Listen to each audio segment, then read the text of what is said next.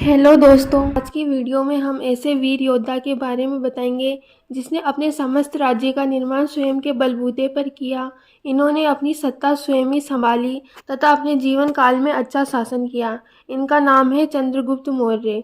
चंद्रगुप्त मौर्य मौर्य साम्राज्य के संस्थापक थे, जो मगध में स्थित भौगोलिक रूप से विस्तृत साम्राज्य था। उन्होंने 320 ईसा पूर्व से 298 ईसा पूर्व तक शासन किया। मगध साम्राज्य का विस्तार एक साम्राज्य के रूप में हुआ, जो 268 ईसा पूर्व से 231 ईसा पूर्व तक उनके पोते अशोक महान के शासनकाल में अपने चरम पर पहुंच गया। चंद्रगुप्त के समय में मौजूद राजनीतिक गठन की प्रकृति निश्चित नहीं है। मौर्य साम्राज्य एक ढीला ढाला साम्राज्य था, जिसकी सीमाओं के भीतर बड़े स्वायत्त क्षेत्र थे। अपनी शक्ति को मजबूत करने से पहले सिकंदर महान ने एक और बड़े साम्राज्य, संभवतः नंद साम्राज्य का सामना करने की संभावना के कारण हुए विद्रोह के कारण 324 ईसा पूर्व में अपना अभियान छोड़ने से पहले उत्तर पश्चिम भारतीय उपमहाद्वीप पर आक्रमण किया था।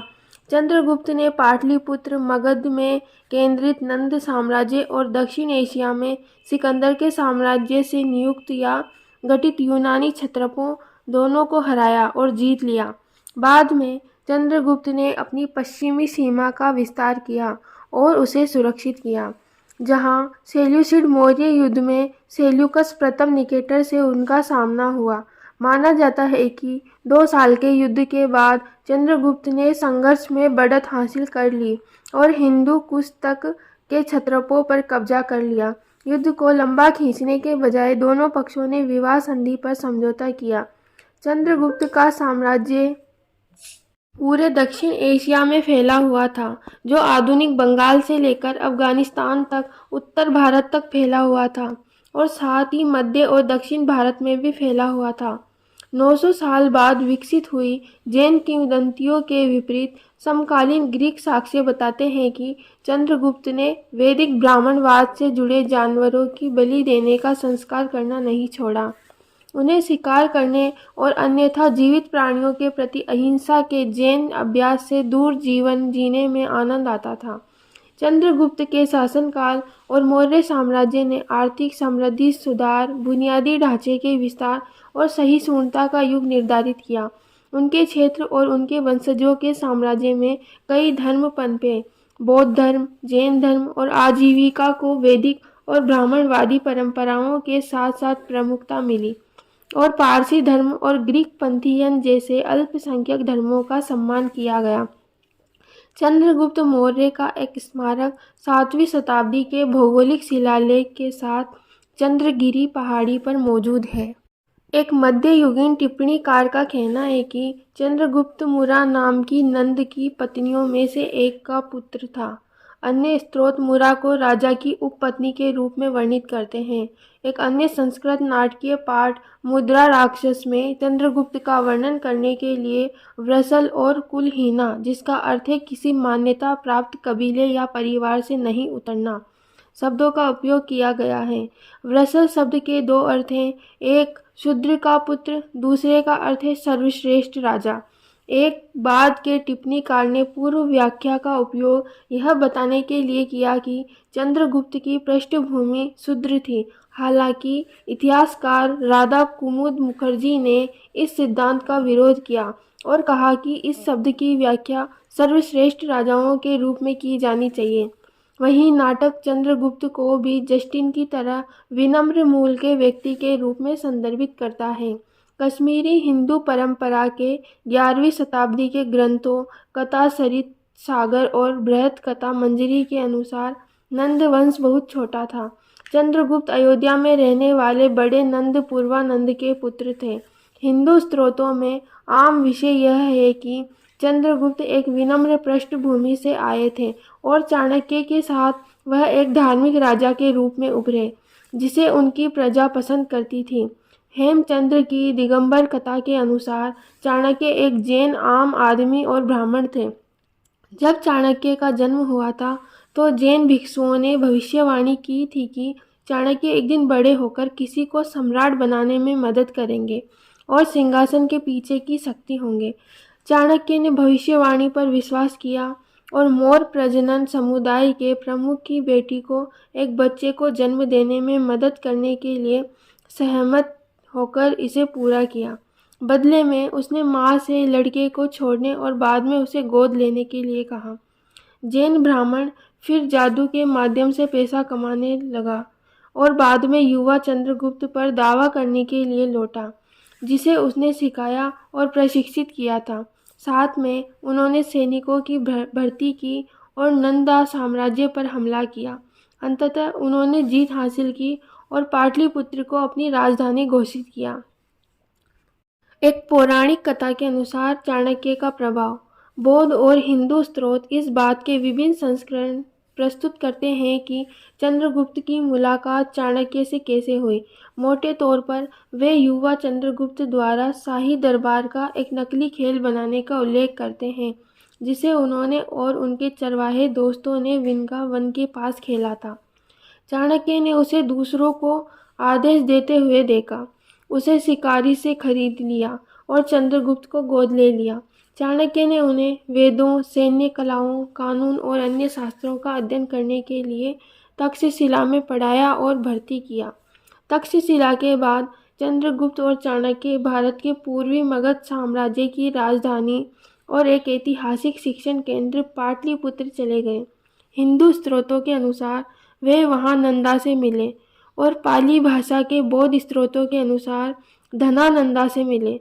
चंद्रगुप्त नंद सेना के कमांडर बन गए, लेकिन जस्टिन के अनुसार चंद्रगुप्त ने नंद राजा को नाराज कर दिया, जिन्होंने उसे फांसी देने का आदेश दिया।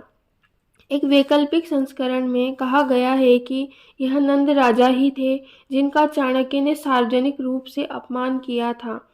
चंद्रगुप्त और चाणक्य भाग गए और विरोधी बन गए, जिन्होंने नंद राजा को सत्ता से हटाने की योजना बनाई।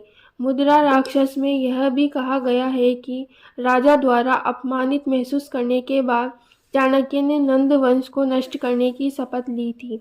जस्टिन के रोमन पाठ में कुछ चमत्कारी घटनाओं का उल्लेख है, जिनसे सेंड्राकोटस शामिल थे, अर्थात चंद्रगुप्त, और इन किंवदंतियों को उनके भाग्य के संकेत और संकेत के रूप में प्रस्तुत किया गया है।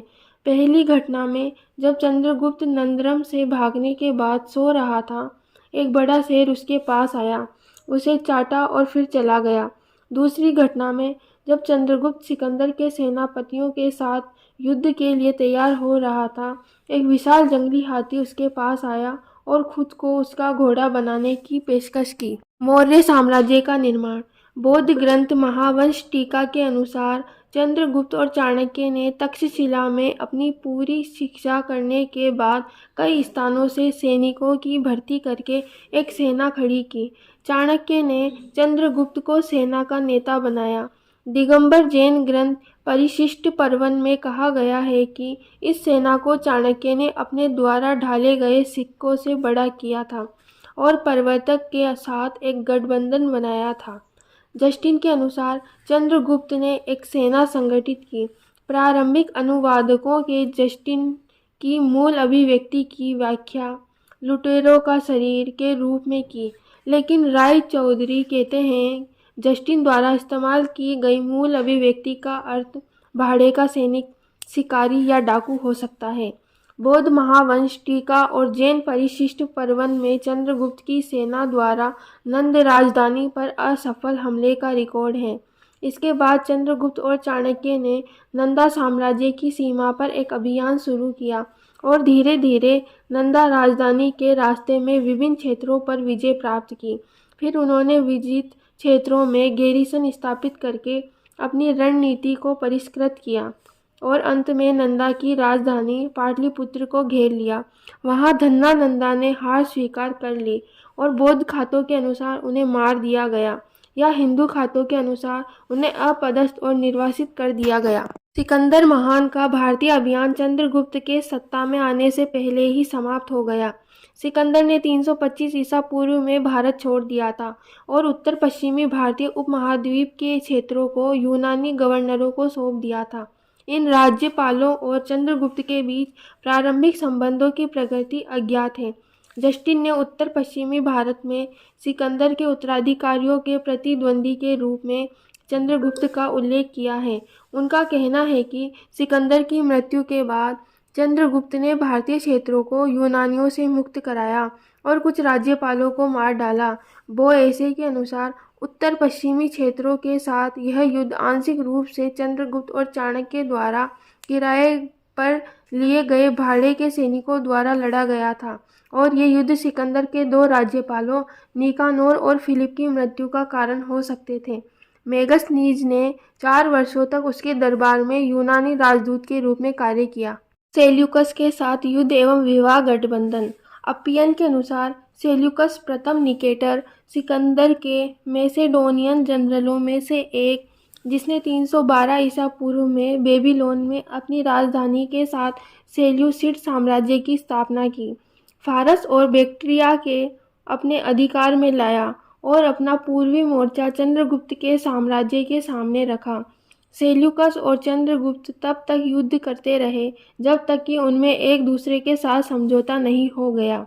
सेल्यूकस ने गठबंधन बनाने के लिए अपनी बेटी बेरेनिस का विवाह चंद्रगुप्त से कर दिया।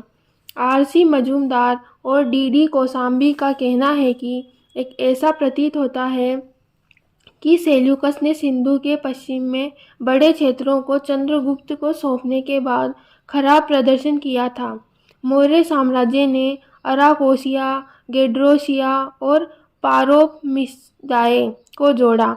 स्ट्रेबो के अनुसार सेल्यूकस निकेटर ने विवाह संधि के साथ चंद्रगुप्त को ये क्षेत्र दिए और बदले में 500 हाथी प्राप्त किए। सगाई संधि का विवरण ज्ञात नहीं है।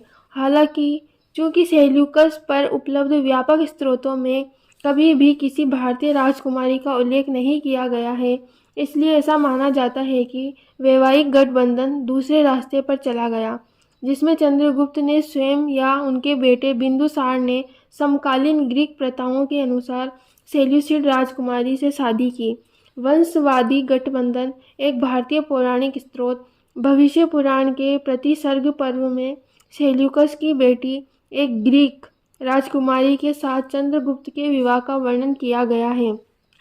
महावंश में यह भी कहा गया है कि युद्ध समाप्त होने के 7 महीने बाद सेल्यूकस ने अपनी एक बेटी बेरेनिस का विवाह चंद्रगुप्त से कर दिया।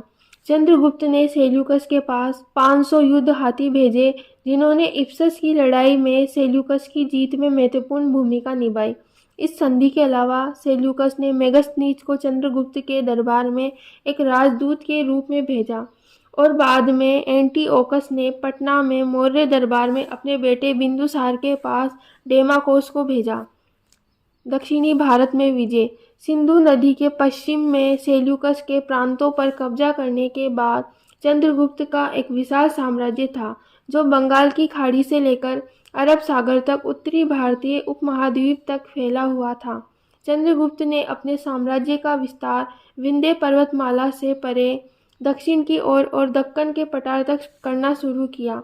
जब उनकी विजय पूरी हुई तब तक चंद्रगुप्त का साम्राज्य उपमहाद्वीप के अधिकांश भाग पर फैल गया। यूनानी लेखक फाइलाकर्स, जिसे एथेनियस ने उद्धृत किया है, चंद्रगुप्त को सेंड्रोकोप्टोस कहते हैं। बाद के ग्रीको रोमन लेखक स्ट्रेबो, एरियन और जस्टिन उन्हें सेंड्रोकोटस कहते हैं।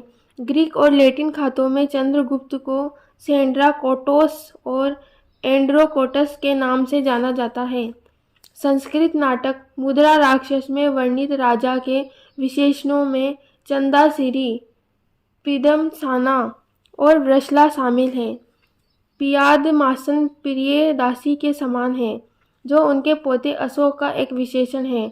वृषला शब्द का प्रयोग भारतीय महाकाव्यों और कानून की किताबों में गैर रूढ़िवादी लोगों को संदर्भित करने के लिए किया जाता है।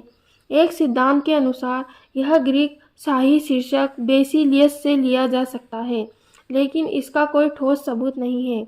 भारतीय स्रोत इसे कई गैर राजघरानों, विशेष रूप से घूमने वाले शिक्षकों और तपस्वियों पर लागू करते हैं। चंद्रगुप्त की सैन्य विजय और उसके साम्राज्य की पहुंच का कोई रिकॉर्ड नहीं है। यह ग्रीक और रोमन इतिहासकारों और उनकी मृत्यु के सदियों बाद लिखे गए धार्मिक भारतीय ग्रंथों के निष्कर्षों पर आधारित है। इनके आधार पर उनके साम्राज्य की उत्तर पश्चिमी पहुंच में वर्तमान अफगानिस्तान के कुछ हिस्से शामिल थे, जिन्हें सेल्यूकस प्रथम निकेटर ने उन्हें सौंप दिया था, जिसमें काबुल, कंधार, तक्षशिला और गांधार शामिल थे। ये वे क्षेत्र हैं जहां उनके पोते अशोक ने प्रमुख कंधार शिलालेख और ग्रीक और अरामी भाषाओं में अन्य शिलालेख छोड़े थे। पश्चिम में वर्तमान गुजरात पर चंद्रगुप्त का शासन जूनागढ़ में अशोक के शिलालेख से प्रमाणित होता है। उसी चट्टान पर लगभग 400 साल बाद रुद्रदामन ने दूसरी शताब्दी के मध्य में एक लंबा लेख खुदवाया। चंद्रगुप्त की मृत्यु की परिस्थितियों और वर्ष अस्पष्ट और विवादित हैं। दिगंबर जैन खातों के अनुसार भद्रभाहु ने चंद्रगुप्त मौर्य की विजय के दौरान सभी हत्याओं और हिंसा के कारण 12 साल के अकाल की भविष्यवाणी की थी। उन्होंने दक्षिण भारत में जैन भिक्षुओं के एक समूह का नेतृत्व किया, जहां चंद्रगुप्त मौर्य अपने बेटे बिंदुसार को अपना राज्य सौंपने के बाद एक भिक्षु के रूप में उनके साथ शामिल हो गए। दिगंबर किंवदंती के अनुसार चंद्रगुप्त और भद्रभाहु वर्तमान दक्षिण कर्नाटक में श्रवणबेलगोला चले गए। ये जैन वृत्तांत हरिसेन के बृहत्कथा कोश, रत्ननंदी के भद्रभाहु चरित्र, मुनिवंश बहुद्य और राजावली के कथा जैसे ग्रंथों में दिखाई दिए। दिगंबर किंवदंती के अनुसार सल्लेखना की प्रथा के अनुसार मृत्यु तक उपवास करने से पहले चंद्रगुप्त कई वर्षों तक श्रवणबेलगोला में एक तपस्वी के रूप में रहे थे। दिगंबर परंपरा के अनुसार जिस पहाड़ी पर चंद्रगुप्त ने तपस्या की थी उसे अब चंद्रगिरी पहाड़ी के नाम से जाना जाता है, और दिगंबरों का मानना है कि चंद्रगुप्त मौर्य ने एक प्राचीन मंदिर बनवाया था, जो अब चंद्रगुप्त बसदी के रूप में जीवित है। रॉय के अनुसार चंद्रगुप्त का सिंहासन त्यागना ईसा पूर्व का माना जा सकता है, 298 ईसा पूर्व, और उनकी मृत्यु 297 ईसा पूर्व और 293 ईसा पूर्व के बीच हुई। उनके पोते सम्राट अशोक थे, जो अपने ऐतिहासिक स्तंभों और प्राचीन भारत के बाहर बौद्ध धर्म के प्रसार में मदद करने में अपनी भूमिका के लिए प्रसिद्ध हैं। एक भारतविद और इतिहासकार वी.आर. रामचंद्र दीक्षित के अनुसार कई दिगंबर किंवदंतियों में प्रभाचंद्र का उल्लेख है, जिन्हें विशेष रूप से बी. लुईस राइस द्वारा श्रवणबेलगोला पुरालेख पर मूल प्रकाशन के बाद चंद्रगुप्त मौर्य के रूप में गलत पहचाना गया था। सबसे शुरुआती और सबसे महत्वपूर्ण शिलालेखों में प्रभाचंद्र का उल्लेख है, जिसके बारे में राइस का अनुमान है कि यह चंद्रगुप्त मौर्य द्वारा ग्रहण किया गया लिपिकीय नाम हो सकता है, जब उन्होंने त्याग किया और पाटलिपुत्र से भद्रभाहु के साथ चले गए। दीक्षितार ने कहा कि इसका समर्थन करने के लिए कोई सबूत नहीं है, और प्रभाचंद्र एक महत्वपूर्ण जैन भिक्षु विद्वान थे, जो चंद्रगुप्त मौर्य की मृत्यु के सदियों बाद चले गए। तो दोस्तों, ये था चंद्रगुप्त मौर्य का जीवन काल। चंद्रगुप्त मौर्य ने अपने जीवन काल में अनेक समस्याओं का सामना किया और एक विशाल और अच्छे साम्राज्य की स्थापना की। दोस्तों, ऐसी और भी नॉलेजेबल वीडियोस देखने के लिए वीडियो को लाइक व शेयर करें और हमारे चैनल को सब्सक्राइब करें। प्रोफाइल में जाकर मेरे इंस्टाग्राम अकाउंट को भी फॉलो करें। Thank you.